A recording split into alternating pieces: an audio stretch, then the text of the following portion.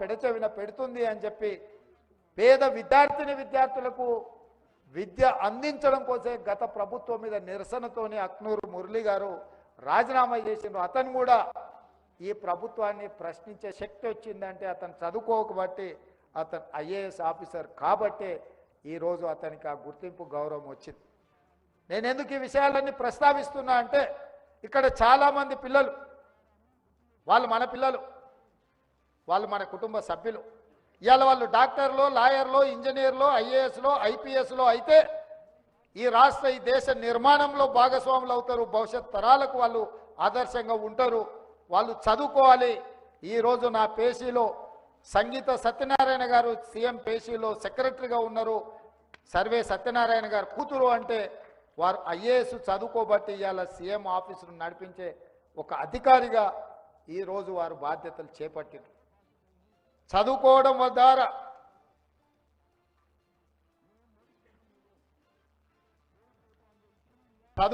ద్వారా ఈ సమాజానికి, మన కుటుంబానికి, మన గ్రామానికి, మన ప్రాంతానికి పేరు తేవడానికి, అభివృద్ధి చేయడానికి మనం ఉపయోగపడతాం.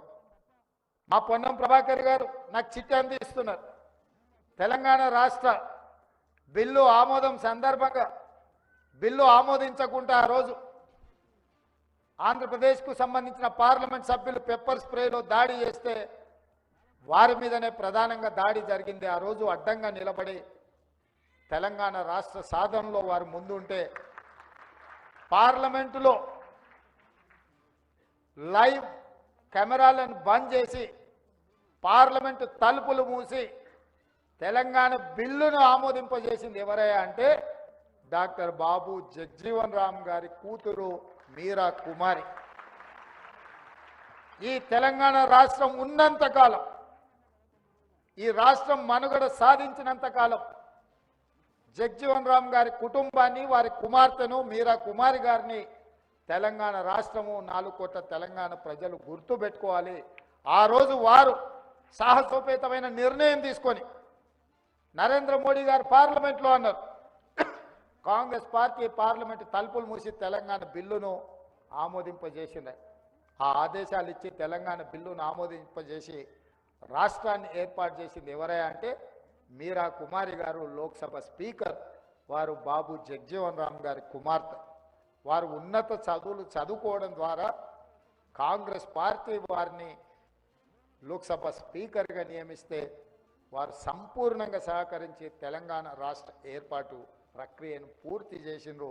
ఇవాళ మేమందరం ఎవరం తెలంగాణ రాష్ట్రంలో, నేను ముఖ్యమంత్రి అయినా, మా మిత్రులు మంత్రులైన మీరా కుమార్ గారి యొక్క సాహసోపేతమైన నిర్ణయం ఇందులో ఉంది అని చెప్పి నేను ఈ సందర్భంగా చెప్పదలుచుకున్నా.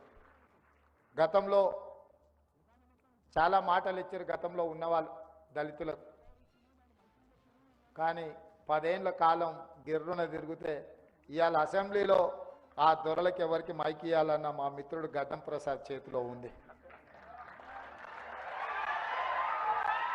దీని భావం మీకు అర్థమై ఉంటుంది కదా, నేనేం చెప్పదలుచుకున్నాను. కాలం ఎప్పుడు ఒకేలాగా ఉండదు. ఓసారి దొరల చేతులు ఉంటే ఓసారి దళితుల చేతులకు వస్తుంది. పెట్టండి. శాసనసభలో వాళ్ళకు నచ్చినా నచ్చకపోయినా, కడుపులో మంటగా ఉన్నా, గుండెలో బాధగా ఉన్నా అధ్యక్ష అని మా మిత్రుడు గడ్డం ప్రసాద్ గారిని పిలవాల్సిందే. ఆయన చూపును ఆకర్షించడానికి, ఆయన ఇచ్చే మైక్ కోసానికి ఎదురు చూడవలసిందే. ఇవాళ శాసనసభలో స్పీకర్గా వారు బాధ్యత తీసుకున్నారంటే శ్రీమతి సోనియా గాంధీ గారు, అదేవిధంగా ఈరోజు కాంగ్రెస్ పార్టీ అధ్యక్షుడిగా మల్లికార్జున్ ఖర్గే గారు ఉన్నారు. ఎవరే మల్లికార్జున్ ఖర్గే గారు? మన హైదరాబాద్ ఉమ్మడి రాష్ట్రం, మన పక్కనే గుల్బర్గా, పేద కుటుంబం.